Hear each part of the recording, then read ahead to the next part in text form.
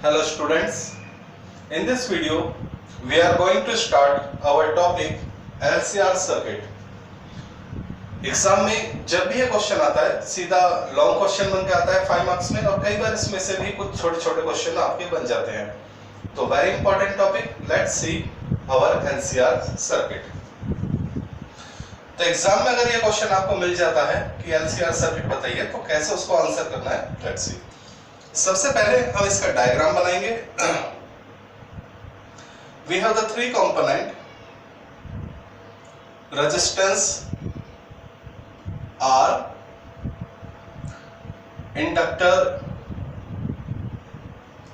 L and capacitor C. So we have the three component in this circuit with AC source. तो dear student, कैसे हम इस article को start करेंगे? सबसे पहले हम इन तीनों कंपोनेंट की वोल्टेज को राइट डाउन करेंगे. तो देखिए, we have voltage of resistance is equal to IR, voltage of inductor IXL. आप सभी को मालूम है इंडक्टर का रेजिस्टेंस क्या होता है, XL. और voltage of capacitor is equal to IXC. ये ठीक है. तो ये हमने लिखा है फॉर रजिस्टर, ये हमने लिखा है इंडक्टर के लिए, और ये इक्वेशन हमने लिखा है कैपेसिटर के लिए. तो हमारे पास तीनों कंपोनेंट, तीनों की वोल्टेज हमने लिख ली. तो ये जो हमारा एसी सोर्स है, मान लीजिए यहां से हमें करंट मिलता है I. ये करंट सबसे पहले किस में फ्लो करेगा, R में. तो ये मान लीजिए ये है करंट की direction. This is the direction of current. जो डायरेक्शन करंट की R में होगी वही डायरेक्शन करंट की इंडक्टर में होगी, और वही डायरेक्शन करंट की कैपेसिटर में होगी. व्हाई? क्योंकि तीनों क्या है, सीरीज में है. तो आपको मालूम है अगर कोई कंपोनेंट सीरीज में होता है तो उनमें करंट की वैल्यू क्या होती है, सेम होती है. तो करंट क्या रहेगा, तीनों में सेम रहेगा. अब बात करते हैं वोल्टेज की. तो रेजिस्टेंस के लिए हम जानते हैं कि रेजिस्टेंस में वोल्टेज और करंट सेम फेज में होते हैं, यानी जिधर करंट होगा उधर ही वोल्टेज होगा. L के केस में हमें मालूम है जो वोल्टेज होती है वो करंट से एडवांस होती है, यानी जो VL है, वोल्टेज ऑफ इंडक्टर, वो करंट से क्या होती है, 90 डिग्री एडवांस होती है. ठीक है, 90 डिग्री एडवांस. ये हमारा पुराना इंफॉर्मेशन है जो हम ऑलरेडी पढ़ चुके हैं. सिमिलरली कैपेसिटर में जो वोल्टेज होती है वो 90 डिग्री पीछे चलती है. करंट एडवांस होता है और वोल्टेज पीछे होती है. तो रेजिस्टेंस, इंडक्टर और कैपेसिटर के बीच में वोल्टेज और करंट के लिए क्या रिलेशन होता है, that thing we have already discussed in the previous video जब हमने सिंगल सर्किट पढ़े थे. ओके, तो प्यारे बच्चों, हमने देखिए करंट की वैल्यू तो एक ही है, लेकिन इस सर्किट में हमारे पास कितने वोल्टेज हैं, वी हैव द 3 वोल्टेज. लेकिन सर्किट में एक ही करंट होता है और एक ही वोल्टेज होता है. तो अगर हम इसको ध्यान से देखें प्यारे बच्चों, हमारे पास 3 वोल्टेज हैं और हम क्या करेंगे, इन तीनों वोल्टेज को लेके एक सिंगल वोल्टेज बनाएंगे. तो सबसे पहले जरा ध्यान दीजिए, ये है हमारे पास VR की डायरेक्शन, ये है हमारे पास VL की डायरेक्शन, और ये है हमारे पास VC की डायरेक्शन. तो सबसे पहले हमारा काम है इन तीनों अलग अलग वोल्टेज से एक सिंगल वोल्टेज को बनाना। तो कैसे करेंगे? हम सबसे पहले इस VC को VL के पास लेकर जाएंगे। ये जो VC है इसको हम 180 डिग्री रोटेट करके इसके पास लेकर जाएंगे, तो यहां इसकी वैल्यू हो जाएगी -VC। वेक्टर की इंफॉर्मेशन आपके पास है कि अगर किसी भी वेक्टर को 180 डिग्री घुमा दिया जाए तो उसकी वैल्यू क्या हो जाती है? नेगेटिव। तो वोल्टेज ऑफ कैपेसिटर को मैंने 180 डिग्री घुमा के VL की डायरेक्शन में लेके गया, तो हमें क्या वैल्यू मिलेगी? -VC। तो यानी हमारी जो नई वैल्यू है वो क्या हो जाएगी? ये है VR और यहां हमें मिलेगा VL -VC। देखिए VL -VC। तो ये हमारे पास दो वोल्टेज, एक वोल्टेज VR और एक वोल्टेज VL -VC। अब इन दोनों वोल्टेज से हम एक फाइनल वोल्टेज बनाएंगे। मान लीजिए ये हमारा फाइनल वोल्टेज है V, जो VL -VC और VR का क्या है? Resultant. Let V be the total voltage of circuit. ये जो हमारा V है ये टोटल वोल्टेज है सर्किट का। और ये कैसे फाइंड आउट होगा?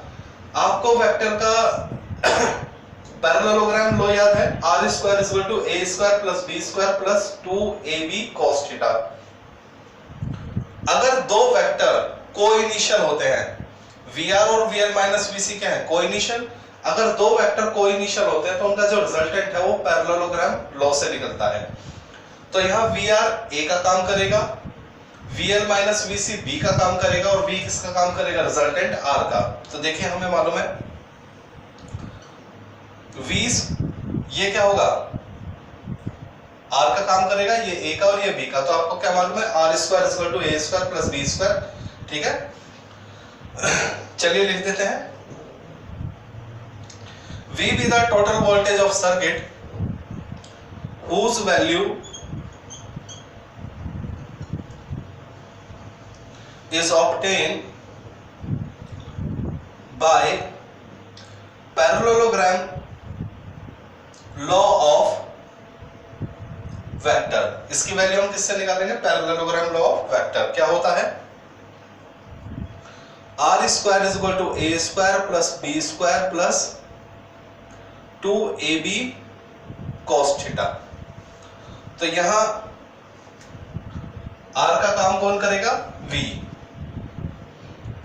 A का काम कौन करेगा? VR। और B का काम कौन करेगा? VL -VC। तो देख लीजिए क्या मिलेगा। और थीटा कितना है हमारा? 90 degree. V² = VR² VL -VC का square 2 VR VL -VC cos 90। ठीक है प्यारे बच्चों? Okay, I think that you have written. यहां तक लिख लिया होगा। इसको रब कर दें एक बार। ठीक है, अब इसकी जरूरत नहीं है, ये आपने कर लिया होगा। चलिए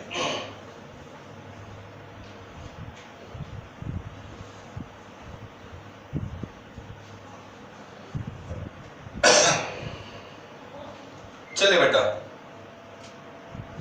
ये जो अलजेब्रा इसको आगे प्रोसीड करते हैं। V² = VR की वैल्यू आपके पास क्या है? IR। अभी 3 इक्वेशन हमने लिखे थे। ऐसी VL की वैल्यू रखो। VL की वैल्यू क्या है? IXL IXC का होल स्क्वायर। ठीक है, और ये पूरा टर्म क्या हो जाएगा? 0, क्योंकि cos 90 क्या होता है? 0। तो ये पूरा टर्म क्या हो जाएगा? 0। चलिए आगे बढ़ते हैं। V² = I² R² प्लस यहां से I² क्या आ जाएगा? कॉमन। तो XL XC का whole square. V² = I² R² plus XL minus XC का होल स्क्वायर। तो क्या ये बात समझ में आ गई? और इसको हम क्या लिख सकते हैं, v is equal to I square root R square plus XL minus XC का होल स्क्वायर। तो प्यारे बच्चों, आपको मालूम है voltage is equal to current into resistance, यानी ये जो पूरा टर्म होगा, I क्या रिप्रेजेंट करेगा, total current of the circuit, V क्या रिप्रेजेंट करेगा, total voltage of the circuit, तो ये क्या रिप्रेजेंट करेगा, total resistance of the circuit. और किसी भी रेजिस्टेंस का जो किसी भी सर्किट का जो टोटल रेजिस्टेंस है उसको हम क्या बोलते हैं, इंपीडेंस। तो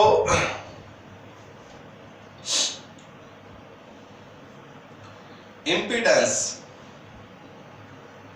कैपिटल Z से हम उसको रिप्रेजेंट करते हैं, तो इंपीडेंस कितना हो जाएगा, square root R square plus XL minus XC का होल स्क्वायर। तो क्या ये बात आपको समझ में आ गई? ठीक है, चलिए ओके। तो ये है एलसीआर सर्किट का इंपीडेंस। अब हम बात करते हैं phase angle. Phase angle, phase angle होता है tan फाई। तो यहां से फेज एंगल कैसे फाइंड आउट करेंगे, इसको आप जरा देखिए।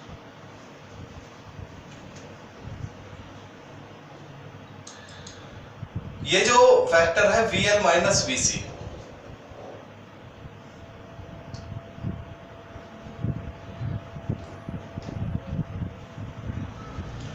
VL माइनस VC, ये वेक्टर ये लिया, ऐसे ही ये आ गया VR, VR, और ये वेक्टर हो गया हमारा V। ओके, तो ये जो एंगल होता है ये होता है फेज एंगल। तो यहां से अगर हम tan फाई की वैल्यू निकालेंगे तो tan क्या होता है, परपेंडिकुलर अपॉन बेस, यानी VL minus VC upon VR। तो अगर आप वैल्यू रखेंगे VL माइनस VC की, तो VL की वैल्यू IXL, VC की वैल्यू IXC और VR की वैल्यू IR। तो I क्या हो जाएगा, कॉमन आके कैंसिल आउट हो जाएगा, तो XL minus XC over R। This is the phase angle of LCR circuit. तो एलसीआर सर्किट के लिए आपको इंपीडेंस पता होना चाहिए और फेज एंगल पता होना चाहिए प्यारे बच्चों।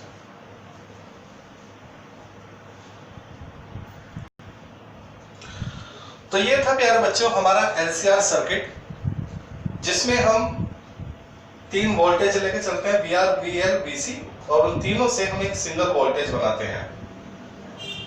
ठीक है, फिर उसके बाद टोटल वोल्टेज का इक्वेशन आता है, जिससे हम इंपीडेंस यानी टोटल रेजिस्टेंस और फेज एंगल फाइंड आउट करते हैं। इस क्वेश्चन को थोड़ा सा आगे और बढ़ाते हैं। कई बार एग्जामिनर हमसे एक चीज और पूछ लेता है इस क्वेश्चन के साथ साथ, तो यहां तक करने के बाद आगे बढ़ते हैं। एक टर्म है रेजोनेंस, काफी इंपॉर्टेंट है, खूब पूछा जाता है कि व्हाट इज रेजोनेंस। तो रेजोनेंस की डेफिनेशन अगर मैं आपको डायरेक्ट बोलूंगा तो वो उतना आपके दिमाग में नहीं आएगी, लेकिन जरा समझिए। रेजोनेंस एग्जाम में अगर आ गया एलसीआर सर्किट की रेजोनेंस बताइए, तो कैसे इस चीज को आप डिफाइन करेंगे, what is the resonance of LCR circuit. तो यहां मैं थोड़ा सा गैप छोड़ देता हूं, क्योंकि जब आपके समझ में आ जाएगा तब यहां आपको लिखना ज्यादा इजी रहेगा। प्यारे बच्चों जरा ध्यान दीजिए, हमारे पास क्या इक्वेशन है, V is equal to I this. तो क्या मैं देखिए, V is equal to I square root R square plus XL minus XC का होल स्क्वायर। ये हमारे पास है total voltage, total current total resistance of the LCR circuit. क्या मैं इस इक्वेशन को इस तरह से लिख सकता हूं, V over square root R square plus XL minus XC का होल स्क्वायर? बिल्कुल लिख सकता हूं, ठीक है। अब जरा ध्यान देना, अगर मैं इन दोनों टर्म को इक्वल ले लेता हूं, if XL is equal to XC, यानी इंडक्टर का रेजिस्टेंस और कैपेसिटर का रेजिस्टेंस क्या हो जाए, इक्वल हो जाए। Resistance of inductor and resistance of capacitor, ये दोनों क्या हो जाए, equal.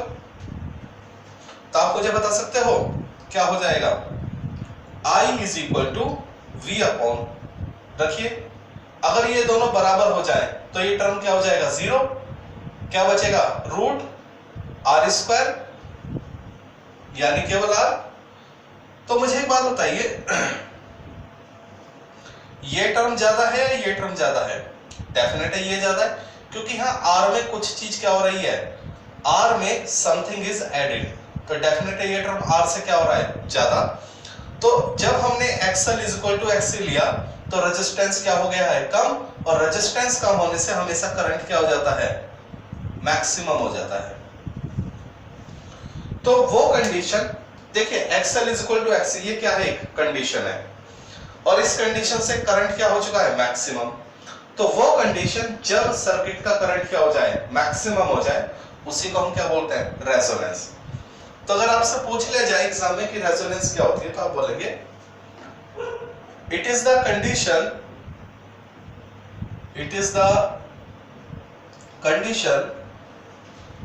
Of LCR circuit when current become maximum। वो कंडीशन जब सर्किट का करंट क्या हो जाए, मैक्सिमम हो जाए, और वो कंडीशन क्या है, ये XL is equal to XC, इसी को हम बोलते हैं रेजोनेंस कंडीशन, ठीक है। तो प्यारे बच्चों, एग्जाम में अगर आपसे पूछ लिया जाए क्या होती है रेजोनेंस कंडीशन, तो आपके पास दो आंसर बनते हैं। आप चाहे लिख दीजिए it is resonance is the condition when XL is equal to XC, या ये लिख दीजिए when the current of LCR circuit become maximum. Clear हो गई बात? दोनों ही जवाब बनते हैं, आप चाहिए लिखें, क्योंकि सेंस दोनों की क्या है, सेम है। क्लियर हो गया? ओके। इसके बाद रेजोनेंस के बाद पूछा जाता है रेजोनेंस फ्रीक्वेंसी। होप ये आपने लिख लिया होगा। चलिए आगे बढ़ते हैं।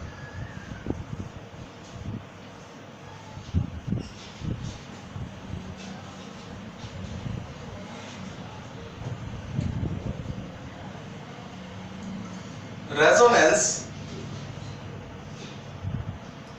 फ्रीक्वेंसी,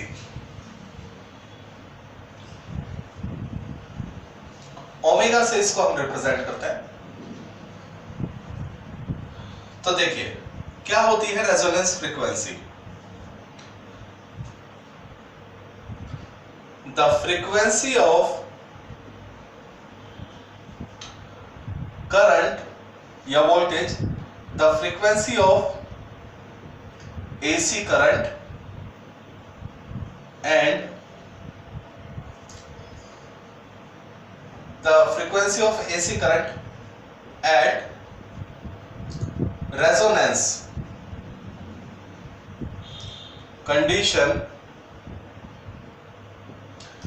रेजोनेंस कंडीशन पर करंट की जो फ्रीक्वेंसी होती है उसी को हम क्या बोलते हैं, रेजोनेंस फ्रीक्वेंसी। वैल्यू क्या होती है जरा समझिए, वी हैव, प्यारे बच्चों रेजोनेंस कंडीशन क्या है, XL is equal to XC। XL की वैल्यू बताइए क्या होती है, ओमेगा L, XC की वैल्यू 1 अपॉन ओमेगा C। ये फॉर्मूले आपको पता होंगे, प्रीवियस वीडियो में हमने इसको आपको बताया था। ओके, ये ओमेगा इधर जाएगा, L नीचे आएगा, तो omega square is equal to 1 upon LC, omega is equal to 1 upon root L C. ये जो ओमेगा है इसी को हम बोलते हैं रेजोनेंस